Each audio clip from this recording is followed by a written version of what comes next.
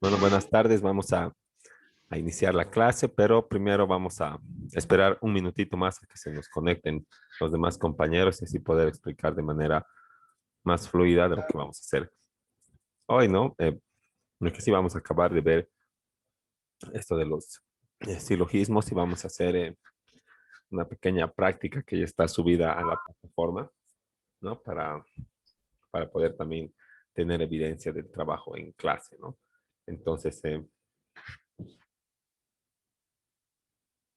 hasta mientras estén poniendo su nombre, todos los presentes en en el chat grupal para contabilizar la asistencia y vamos a seguir admitiendo a los compañeros.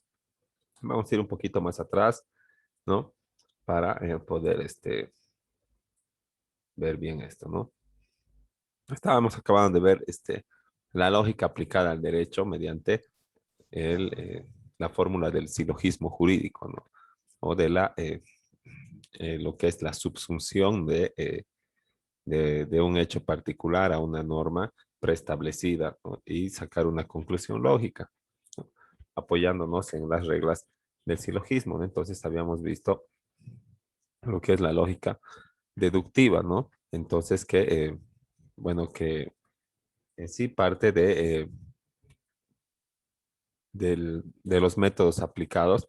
Y habíamos visto que en, en el derecho, ¿no? Podemos aplicar solo dos métodos, ¿no? El método inductivo y el método deductivo, ¿no?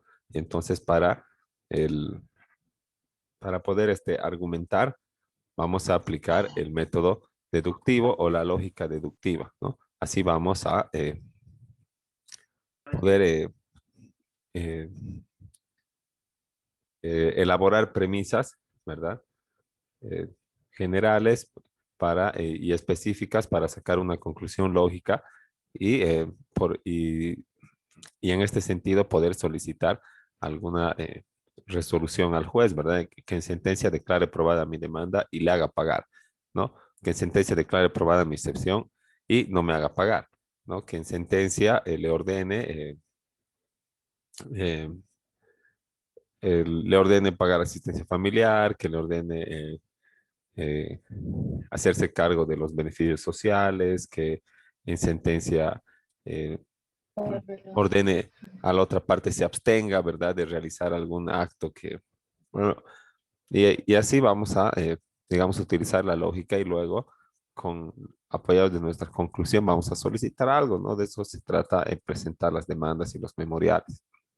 Obviamente vamos a estar apoyados también en lo que dice el procedimiento que también van a llevarlo de manera extensa, ¿no? En las materias forense, civil, penal, y también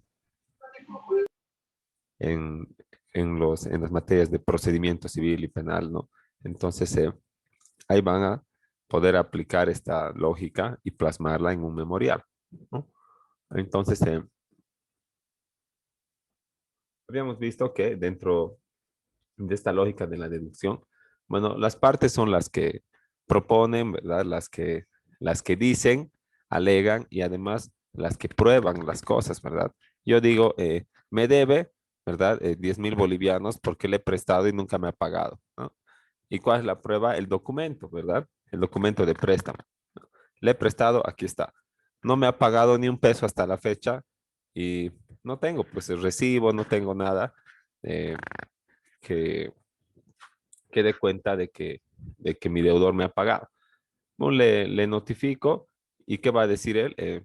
No, pues le he pagado, le debo, me he prestado 10,000 efectivamente, como dice el documento, pero a la fecha le he pagado 7,000, ¿no? Y acompaño mis recibos, ¿no? Entonces, ¿qué va a hacer? El- las partes prueban, pero el juez tiene que comprobar que lo que dice las partes son ciertos, ¿no? O por lo menos lo que dice una de las partes es cierto o parece cierto, ¿no? Entonces el juez lo que va a hacer es elegir una de estas dos hipótesis o de estas dos versiones que tratan, como ya habíamos dicho, de lo verosímil, no siempre se apoyan en la verdad verdadera, entre comillas, ¿verdad? Solamente es una versión de los hechos, así que el juez tiene que elegir una de estas versiones de los hechos, ¿no? Por lo que medio que no le queda pues mucho campo al juez para averiguar por su cuenta, ¿verdad? ¿No? Pero el procedimiento, por lo menos el procedimiento civil, sí le permite, le otorga atribuciones al juez para poder solicitar nuevos elementos de prueba, constituirse en inspección, tal vez en el lugar, en el bien inmueble que está en litigio, por ejemplo, ¿no? Y solicitar peritajes y otros que le ayuden a tener más elementos de convicción para adherirse a una de las dos hipótesis que se está planteando, ¿no? A la demanda o a la contestación, que sería el de la parte demandante. Digo, demandado, ¿no? Y el que demanda es el demandante. Entonces, esta, como vemos, esta lógica judicial, ¿verdad? Se apoya en la carga de la prueba que pesa sobre los hombros de las partes y lo que hace es adherirse a una de las dos versiones, ¿no? Entonces, así el juez falla o resuelve los casos controvertidos y lo que va a hacer es adherirse a una de las dos versiones y declarar probada la demanda o declarar improbada la demanda y probada la excepción o la contestación. ¿Qué más puede decir? ¿No? O probado en parte y también la contestación probada en parte. Pero cuando te demandan, tú también le puedes demandar al otro. Eso ya no es una contestación, eso se llama una reconvención, ¿no? Entonces, por ejemplo, te dice, me debe $5,000, ¿no? Y tú le dices, sí, le debo, pero él me debe 10,000 a mí, y aquí está el otro documento, así por reconvención, ¿ve? Yo ya también le demando. Entonces, y el juez tiene ¿qué va a hacer? Va a decir, probada la demanda en sentencia e improbada la reconvención. O al revés, ¿verdad? Y probada la reconvención e improbada la demanda. ¿Y qué van a hacer las partes? Van a tener que acatar la sentencia que dicta el juez, o si no, en su caso, si no están muy de acuerdo, utilizarán los recursos como el de la apelación, que es el primero, ¿no? Para hacer revisar las decisiones del juez de primera instancia, ¿no? Se llama primera instancia porque es el primero que conoce, ¿no? Y después apelas y otro juez tiene que ver la decisión del primero, entonces esa ya es la segunda instancia, ¿no? Entonces, así se, así se denomina, ¿no? Luego habíamos visto esto de la lógica y el derecho, ¿verdad? Del lugar que ocupa la lógica en el derecho, ¿no? Al que Norberto Bobbio responde ese interrogante con 13 planteamientos, ¿no? Con una respuesta fluida, una limitativa y una negativa, ¿no? Que ya habíamos visto y que están acá, ¿no? Y en la respuesta fluida hace consistir la función de la lógica del derecho con una exigencia de rigor. Entonces, se aplica la lógica, pero siempre apoyado de qué? De los elementos de prueba, ¿verdad? Al igual que otras ciencias, dice, no puede sustraerse de esta exigencia de rigor. ¿Cuál es la exigencia de rigor? La prueba, pues la verificación, ¿no? Si quiero ver que mi suma de 20 más 15 está bien, ¿qué voy a aplicar? La resta, ¿no? Voy a hacer la prueba, ¿no? Al revés también de la resta, voy a hacer la prueba con la suma y de la multiplicación haré la prueba eh, con la división o con la eliminación de los nueve, lo que nos enseñan en el colegio, ¿verdad? Entonces, las ciencias no pueden sustraerse de esta exigencia de comprobar los postulados, las leyes generales. Tampoco las ciencias naturales, ¿verdad? Eh, Existe esa exigencia de rigor. Cuando diga que el sol sale por el este y se esconde por el oeste, eso va a pasar hoy día, mañana y de aquí a 200 años, ¿no? Entonces, tampoco el derecho como una ciencia social puede, puede sustraerse de esta exigencia de rigor, ¿no? Entonces, ¿qué tiene que pasar? Para aplicar la lógica, tiene que existir elementos de prueba, ¿no? Que hagan, eh, eh, que generen una convicción de lo que se está diciendo es cierto, ¿no? Entonces, realizar esta práctica, ¿verdad? O cumplir con la exigencia de rigor, lo que hace es evitar la vaguedad, ¿no? O sea, las interpretaciones subjetivas y también la incertidumbre, porque una prueba, un argumento apoyado de una prueba, lo único eh, que expide es seguridad, ¿verdad? Mientras un argumento subjetivo que no va apoyado de de ningún elemento de prueba, lo único que emana es inseguridad, ¿no? Son subjetividades que no vale la pena considerar en derecho, ¿no? Ahora, bueno, están también las otras respuestas, ¿no? La limitativa y la negativa, ¿no? La limitativa se desprende de la identificación del razonamiento con el razonamiento deductivo. Sobre la base de esta identificación, el problema en torno al lugar de la lógica en el razonamiento de los juristas se convierte en el problema del lugar de razonamiento deductivo en la ciencia del derecho, ¿no? Entonces, la lógica y el derecho, desde esta respuesta limitativa, tiene, eh, tiene relación o se aplica la lógica en el derecho, sí, ¿verdad? Y solamente si eh, existe la posibilidad de realizar el razonamiento deductivo. Entonces, eso quiere decir que tiene que existir una norma que, eh, que contemple la situación de hecho que se está resolviendo, ¿no? Entonces, el lugar de razonamiento jurídico estaría limitado por, eh, por la posibilidad de realizar este razonamiento deductivo o no, ¿no? Pero como habíamos visto, existen problemas o situaciones jurídicas que eh, no puede resolverse por el simple razonamiento. Uno, porque existe lagunas jurídicas, ¿verdad? No hay una norma que ampare la situación. O dos, existen antinomias normativas, o sea, existen dos o más normas o leyes que resuelven el mismo hecho, pero en sentido contrario o en sentido diferente. Entonces, ahí ya no se puede aplicar esa lógica deductiva, ¿no? Entonces, estaría limitado por eso, ¿no? Y la respuesta negativa que señala que no hay lugar alguno para la lógica en el razonamiento de los juristas, que pertenece más bien al campo de la teoría de la argumentación, y la argumentación no tiene reglas, ¿verdad? No es como un silogismo, es más bien una expresión de las creencias, de los valores y todo esto con un sentido legal, o sea, es más que nada una expresión del razonamiento de la persona, ¿verdad? Y no de la aplicación de una fórmula. Entonces, desde ese punto de vista, bueno, no existiría lugar para la lógica en el, en el derecho, ¿no? Y habíamos visto esto del silogismo, ¿no? Desde el carácter general hasta cómo se aplica en la ciencia del derecho, ¿no? El silogismo que viene desde que lo plantea Aristóteles, ¿verdad? Para poder comprobar si los razonamientos son correctos o incorrectos. Ese es el objetivo del silogismo, ¿no? Diferenciar el razonamiento correcto del incorrecto, ¿no? Entonces, para eso se realiza este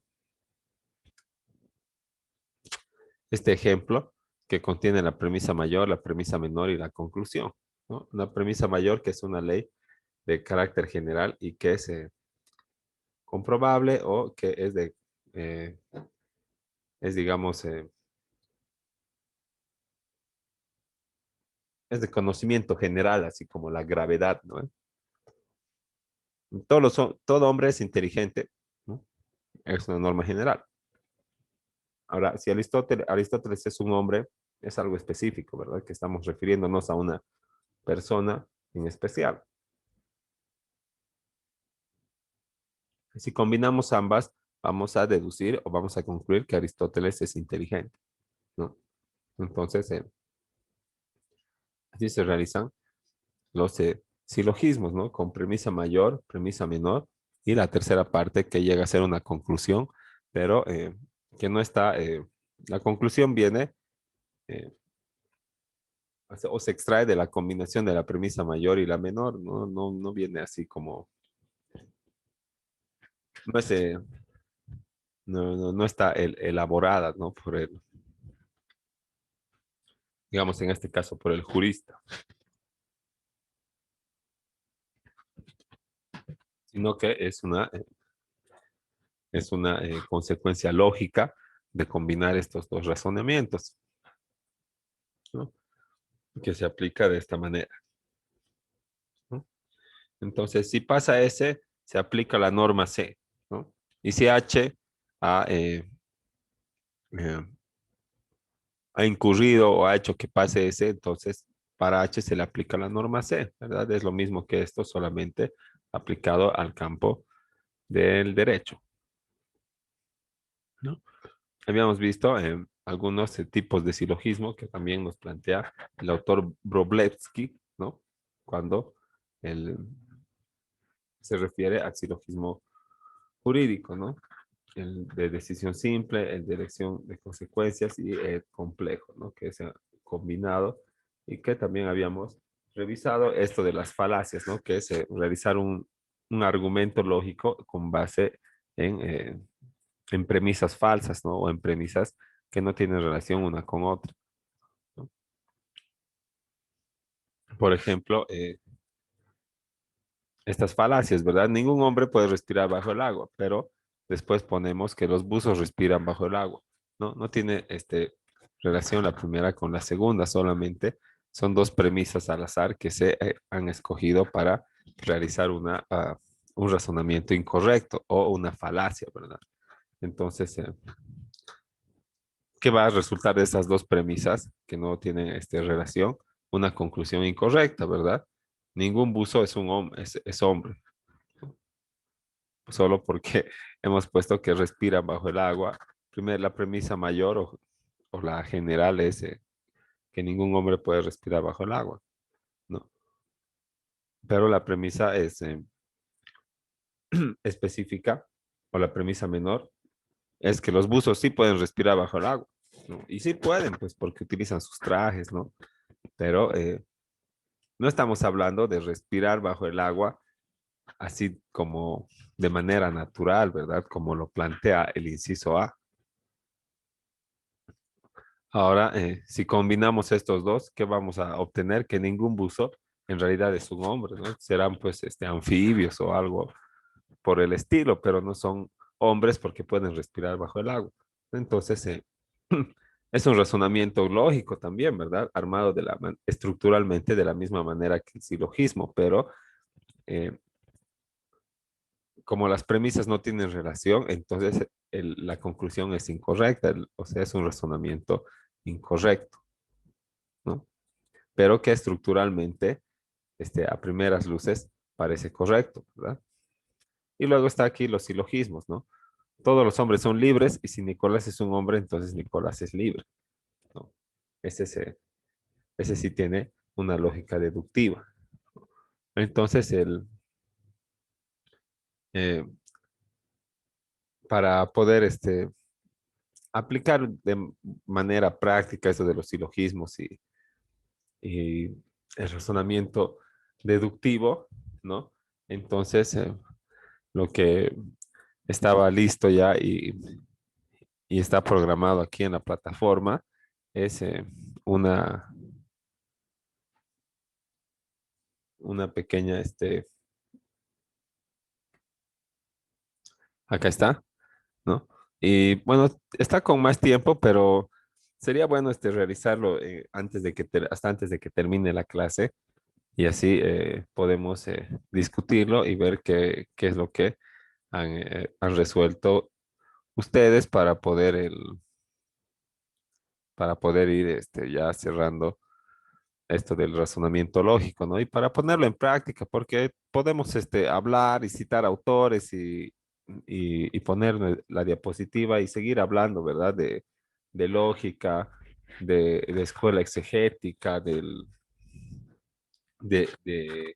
lo que ahora está en vigencia, que es el neoconstitucionalismo, el Estado constitucional de derecho y lo que era antes el Estado de derecho, pero si no vamos a saber o no vamos a aplicarlos o suponemos que concluimos que que es algo que ya, bueno, hay que estudiarlo, pero no tiene, al final no tiene aplicación práctica y vamos a creer que solamente forense civil y forense penal es lo único que importa así los últimos semestres. Entonces, eso está alejado de la realidad, ¿no? Porque esto, por lo menos esta parte de la filosofía jurídica, sí es totalmente aplicable, ¿no? Entonces, primero tenemos una práctica, ¿no? Que consta de un pequeño cuestionario que todas las respuestas están acá en las diapositivas, ¿no? Para ir recordando un poco y entrando ya en materia para poder realizar esta segunda parte en la que señala eh, realizar 3 ejemplos de silogismo jurídicos completo. ¿Cuál es un silogismo? Es este, ¿verdad? ¿Cómo sería un silogismo jurídico? Esto aplicado al derecho, ¿no? Por ejemplo, ¿no? El, ese caso que ya habíamos citado 1 millón de veces en el que, ¿qué dice el Código Penal con respecto al asesinato, digamos, o al feminicidio? El que comete 30 años a la cárcel, ¿verdad? Ahora, si Nicolás ha cometido un asesinato, ¿cuál es la conclusión? ¿Qué le pasa a Nicolás? Se nos va, pues Nicolás 30 años a la cárcel, ¿verdad? Ese es uno, ¿no? Otro, ¿qué sería? Eh,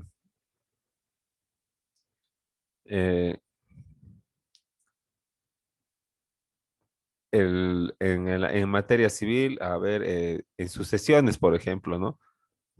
Todo hijo, eh, todo hijo reconocido es heredero legal, ¿no? ¿Cómo es lo del heredero legal?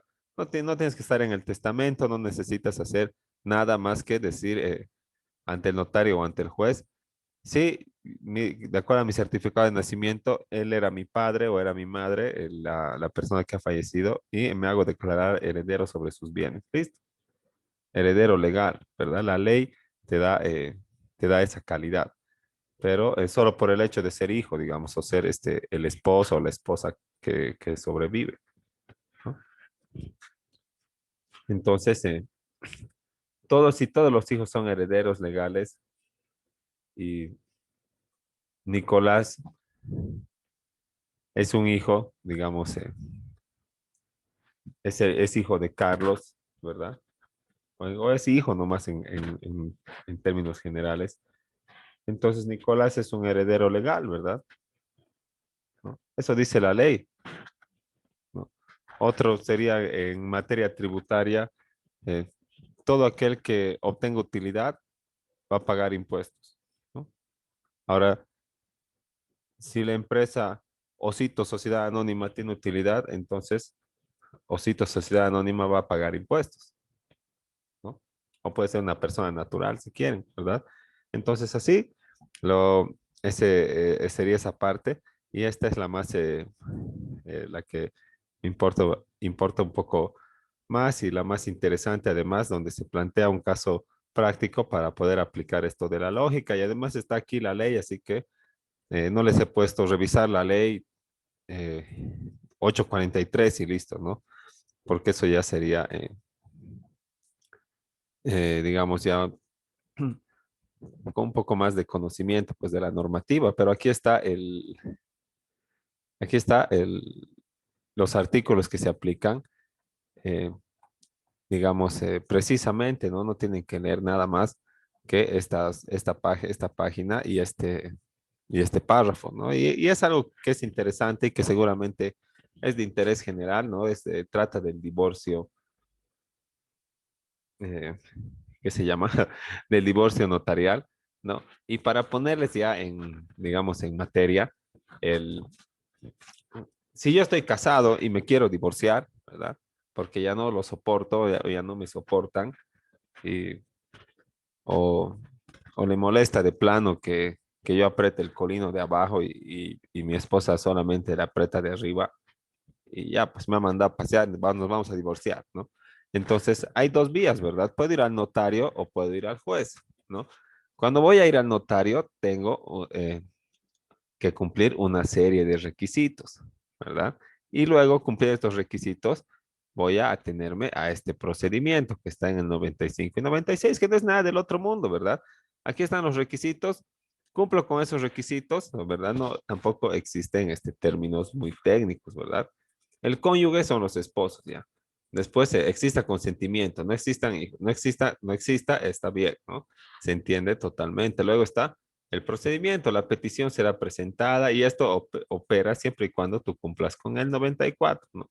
Y aquí está lo que tienes que hacer. Entonces, eh, si alguna vez también van a quererse divorciar por el notario, está bueno que sepan lo que tienen que hacer y qué tienen que cumplir, ¿no? Entonces, aquí está el caso y lo que hay que hacer es primero leer, ¿verdad? Y extraer los elementos de hecho, ¿no?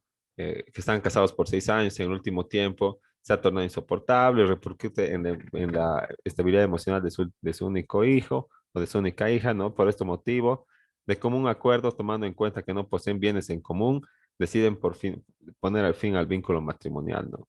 Y para ello recurren al notario, ¿no? Ahora, tanto el notario como las partes tienen que tener presente lo que señala la ley, ¿verdad? Lo que vamos a hacer es, mediante un razonamiento deductivo, resolver esto, ¿no? Ofrecer una solución lógica. ¿Pueden o no puede Carlos y Mónica recurrir al divorcio notarial? Si pueden, ¿por qué pueden? ¿No? ¿Cómo es que cumplen todos los requisitos? Y si no pueden, ¿por qué no pueden? ¿No? Y si su respuesta es no pueden, al final concluirán que se vayan nomás a la vía judicial, ¿no? ¿Pero por qué? ¿No? Tienen que aplicar la ley, tienen que aplicar esta norma general a este caso, a esta situación de hecho particular, ¿no? Que no es como les digo, no es nada del otro mundo. Aquí está todos los elementos y aquí está lo que tienen que ir tiqueando, ¿no? Cumple, cumple, cumple, cumple, allá divorcio notarial, ¿no? Cumple, cumple, no cumple, entonces no pueden ir al divorcio notarial, ¿no? Porque no se puede aplicar la regla a este caso en específico, ¿no? Entonces así razonamos como abogados de manera lógica, ¿no? Entonces, para poder aplicar este tema de los métodos y de la lógica, este pequeño ejercicio, ¿no? Y está habilitado ya para que lo empiecen a realizar en la plataforma, acá, ¿no? Va a estar, tienen el tiempo para realizarlo, ¿no? Hasta que, bueno, está programado hasta con más tiempo después de que termine la clase, en mérito a que algunos compañeros también trabajan en este horario, ¿verdad? Y recién están volviendo a sus casas y bueno, tal vez se complica, ¿no? Pero como les digo, sería bueno que lo acaben,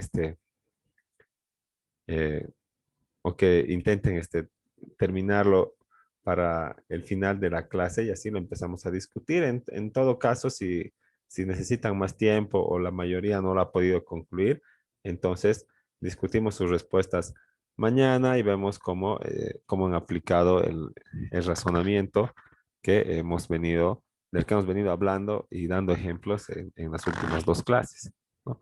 Si tienen alguna duda, es el momento en este instante para hacer las consultas, ¿no? Si alguien ha levantado la mano, entonces... Doctor, buenas noches.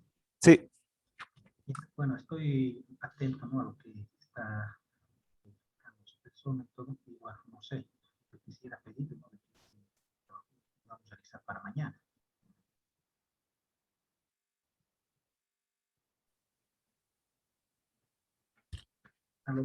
Vamos vamos a agregar el tiempo. Um, es que lo bueno sería, como les digo, discutir esa última parte de la prueba, ¿verdad? Porque lo demás es un cuestionario, como les digo, está ahí nada más, las respuestas en la diapositiva, que también está, lo tienen como el material. Y mm, lo intentaremos hacer y ya vemos al final de la clase, ¿no? Cómo nos está yendo. Y además, si tienen también algunas dudas, para que yo pueda estar atento también en este periodo que nos falta. y así les también absolvemos las dudas. Y si, bueno, si llega el caso de que no se ha logrado cumplir por el tema del tiempo o o alguna otra cosa, entonces se alarga nomás, pues no, tampoco es el tema perjudicar o dar algo que no se puede cumplir. Doctor, muchas gracias por la comprensión. Sí.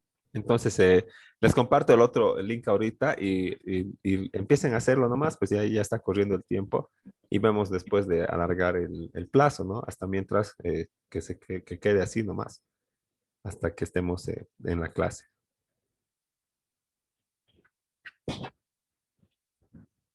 Ok, entonces les comparto ahorita el otro enlace. Hasta luego.